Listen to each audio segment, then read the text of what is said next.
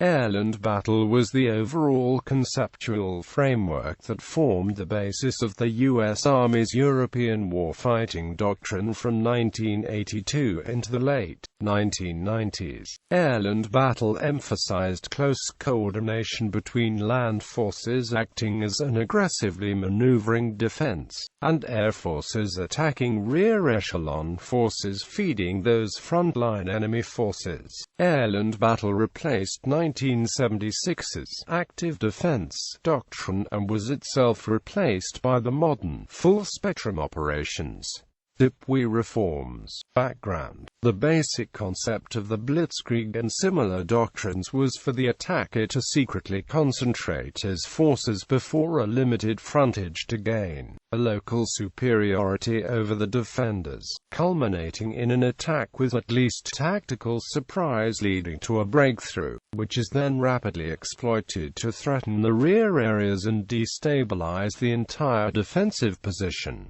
Conventional war. As the war in Vietnam wound down, the U.S. Army started studying their organization and structure, looking for ways to better align it with real-world conflicts. In 1973 they formed the U.S. Army Training and Doctrine Command, under the direction of General William E. DPOY, to study these issues and produce better doctrine for the forces. TRADOC concluded that there were two main possibilities for future conflicts: a major armored conflict in Europe, or a primarily infantry fight in other locations around the world.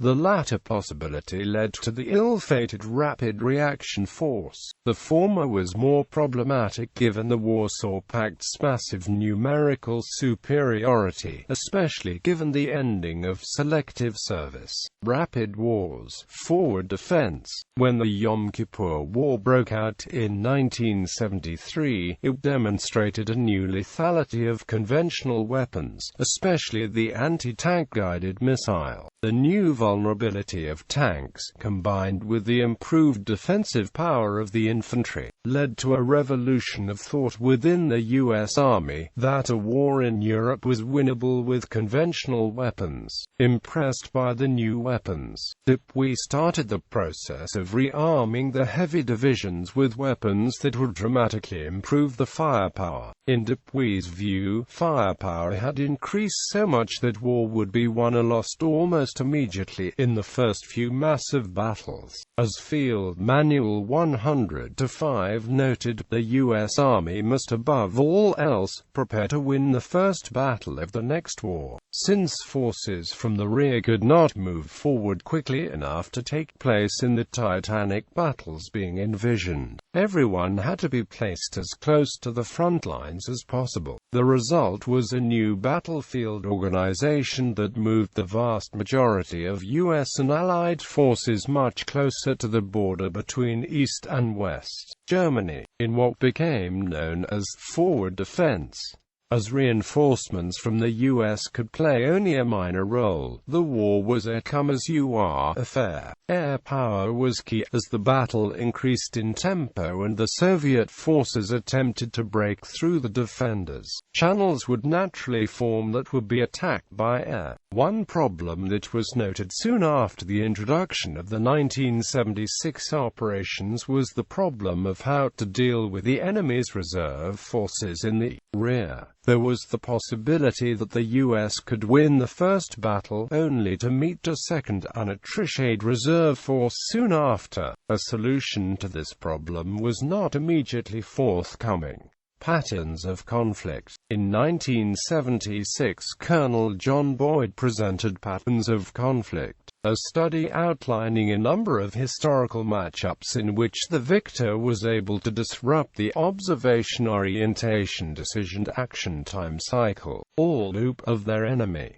This, he stated, made them appear ambiguous, thereby generate confusion and disorder. His primary example of such action was the Blitzkrieg, where highly mobile forces were quickly concentrated as small points and then used to force a number of simultaneous thrusts through the front. Blitzkrieg aimed at forcing the enemy into a continuous battle of maneuver instead of an outright fight, bypassing any strongly defended areas and extending into the rear. In order to guarantee supply movement and avoid being encircled, the enemy is forced to retreat in an attempt to form continuous defensive lines. The traditional method of dealing with an armored breakthrough was to pick away at its sides, forcing it to maneuver away in order to find less defended areas of advance. If these spoiling attacks can be set up on both sides of the route of attack, the armored spearhead is forced into an ever-decreasing frontage, eventually being pinched off and losing the ability to maneuver. The classic example of a successful anti-blitzkrieg was during the Battle of the Bulge, where U.S. units repeatedly forced the German spearhead inward, eventually pinching it off just short of the Meuse River. However, this approach required the forces to be deployed in depth, and the massive numerical superiority of the Warsaw Pact was the reverse of the numbers during the Bulge. Additionally, the concentration of low-mobility forces that formed the channelizing groups would invite nuclear strikes.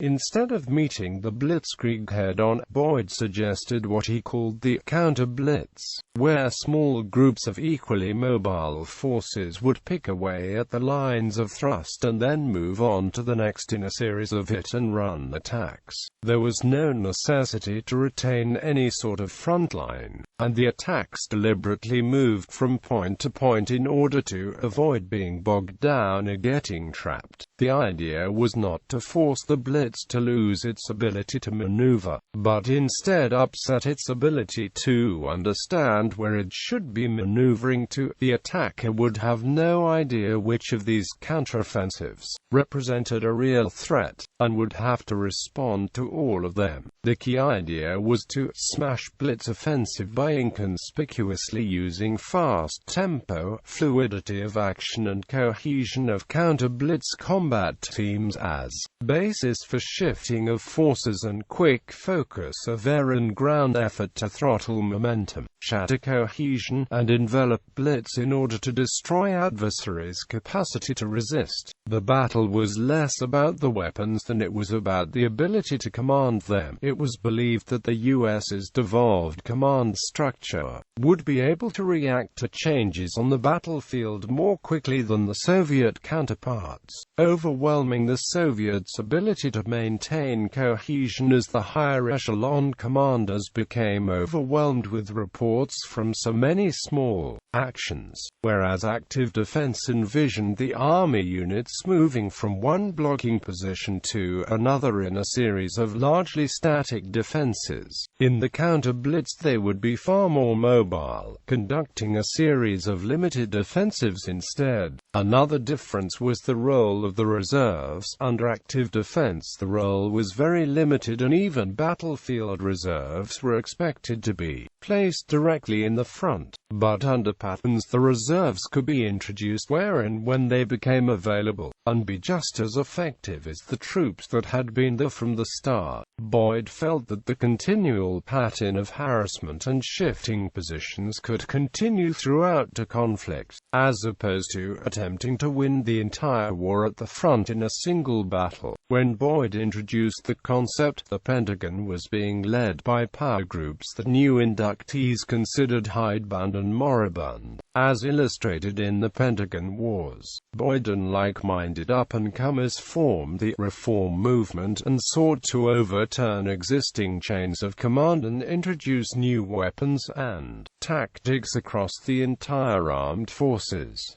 Extended battlefield. The major driving force in the evolution of AirLand Battle was General Don A. Starry, who had taken over TRADOC from Dupuy in 1977 and had been the primary force in implementing active defense. Since its introduction, Starry had been attempting to find solutions to the problems of the enemy's reserves, and had been developing the concept of the extended battlefield. The extended battlefield noted that different commanders had different views of the battlefield in geographical terms. The brigade commander had to consider actions beyond the immediate front lines, up to 15 kilometers into the enemy's rear where his artillery was operating. The division commander considered the battlefield as far as 70 kilometers out, while the corps commander had a field of view out to 150 kilometers. Starry introduced the idea that there was not only a geographical dimension to the battlefield organization, but a time dimension as well. The brigade had perhaps 12 hours to respond to actions, while the division had 24 and the corps 72.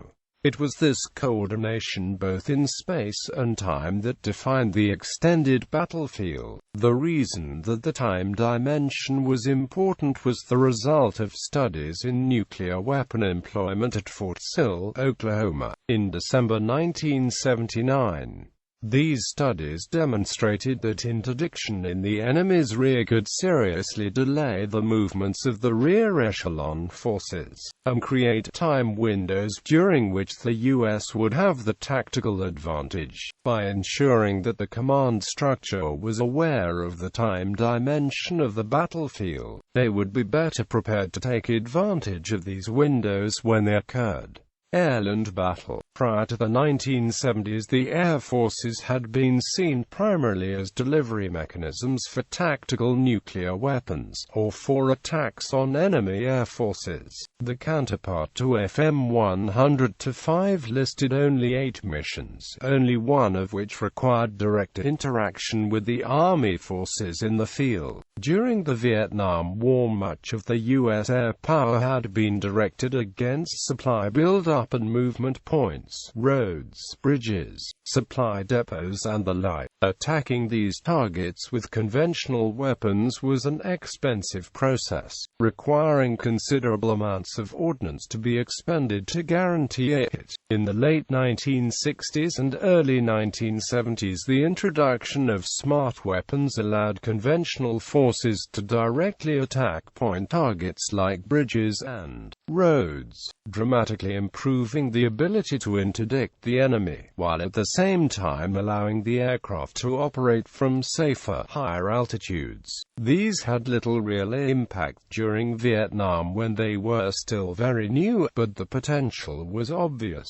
Starting in the early 1970s, the Air Force took its first steps at looking at a conventional war in Europe. In late 1975, RAND Corporation completed a study that examined the merits of additional manned aircraft, remotely piloted vehicles, and standoff munitions for improving air-ground capability in NATO. A follow-up 2-day workshop at RAND studied what vulnerabilities the Warsaw Pact might have to NATO air power, which was followed by a series of additional studies that clearly demonstrated the reliance on the continued movement of supplies. Air planners were beginning to look for ways to best employ these new weapons. At the same time, Starry was working on the extended battlefield concepts. Starry emphasized the close coordination between the Army and Air Force to produce an integrated attack plan that would use the land forces in a counter-blitz while air power, artillery and special operation forces stopped the movement of the reserves toward the front line. The result would stretch out the Warsaw Pact's advance in time, allowing the smaller NATO forces to continually attrit the enemy all along the battlefield while the reinforcements arrived piecemeal. The result was a single AirLand battle. Although the focus of AirLand Battle was on conventional warfare, it did not ignore the threat of nuclear or chemical warfare. It suggested planning for nuclear strikes or chemical weapons use from the beginning of combat,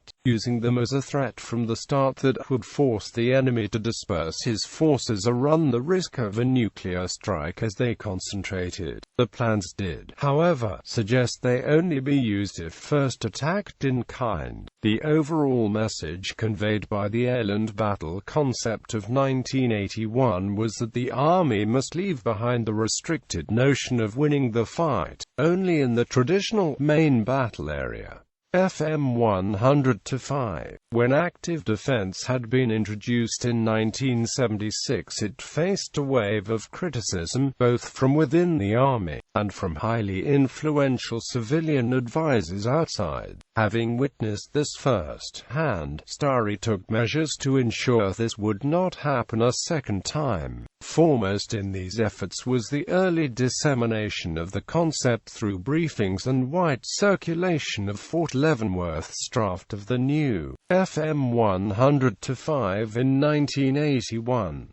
These were well received, especially its newly offensive orientation, which it summed up neatly with this statement, quote, "Once political authorities commit military forces in pursuit of political aims, military forces must win something else. There will be no basis from which political authorities can bargain to win politically. Therefore, the purpose of military operations cannot be simply to avert defeat, but rather it must be to win." AirLand Battle became the primary battle plan of US-NATO forces in 1984. Its rollout required upgrades to the C-3I equipment of all branches of the military, along with similar changes in the command and control structures to take advantage of the massive amounts of information the new C-3I assets would be generating. Today, the Pentagon embraces a new doctrine, network-centric warfare, made possible by the digital revolution.